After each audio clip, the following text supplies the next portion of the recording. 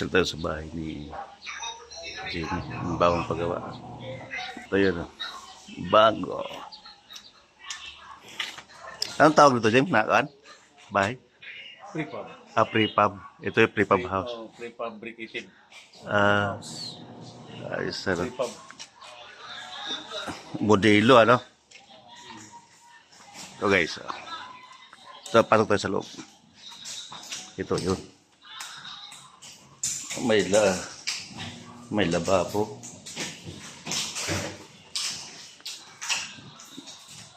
Tapos, tinatanggal yung plastic. Opo. Ito CR. Ang ganda. May exhaust fan. Dito na maligo. Shower. Tapos,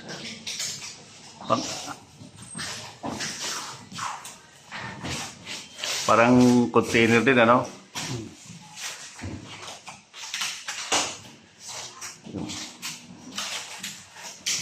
Pero double walling na to.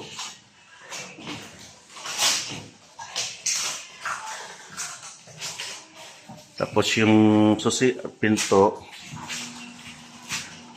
ang ganda. Mayroon ng smart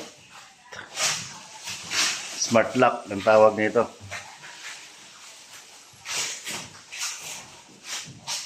Tapos ito yung sala-sala na. Tapos may second floor.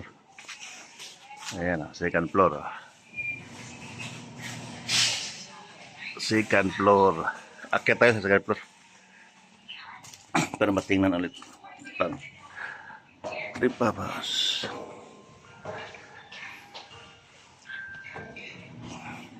Parang parang hindi ako parang bumagsak ako. Ay, hindi pala kasali sa pintura nila yan. Hindi yan nasali. Wala na silang kailan din. Ang ilan lang na ma-install na ito.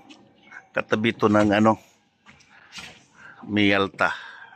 Mialta yan. Bialta. Ito, Bialta to eh. Abida nito sa likod pa yata yung likod, yung Abida. Pagpasok mo, ay ito na, lababo.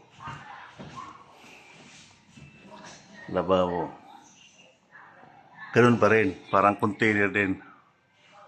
Yan o, ceiling. Ganda ng ilaw Pahaba, lapa ito, tawag na fluorescent. Pero ibang klaseng fluorescent. LED na yan? LED ba? LED na ilaw. May bintana siya, bali dalawa. Ito, dalawang bintana. Ito isa. Sliding din. Oo. Tapos may pintuan, papasok papuntang balkoni. So yung balkoni hindi pa na-deliver. Nasa China pa daw eh. Ito yun. Balkoni. Tapos ito isang bintana.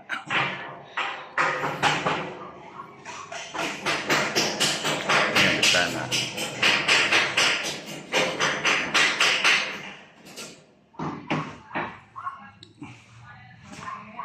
Ito yung pinto palabas ng balkoni. Yan, galing Smart din. Smart lang. Ito yung ilang capacity itong, ilang watts itong Jim? Yung niya. May nakakuha niya sa circuit breaker. Circuit breaker. Ano yan nakakuha? 30 amperes. Amperes ang yan. Kung kaya niya, 220 na. 220 30 amperes. Ito. Ito na yung mga kapitbahay niya.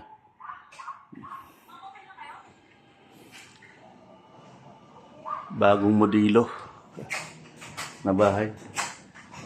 Ito yung ilaw, CR ng second floor. O, magaganon din sa first floor at saka second floor.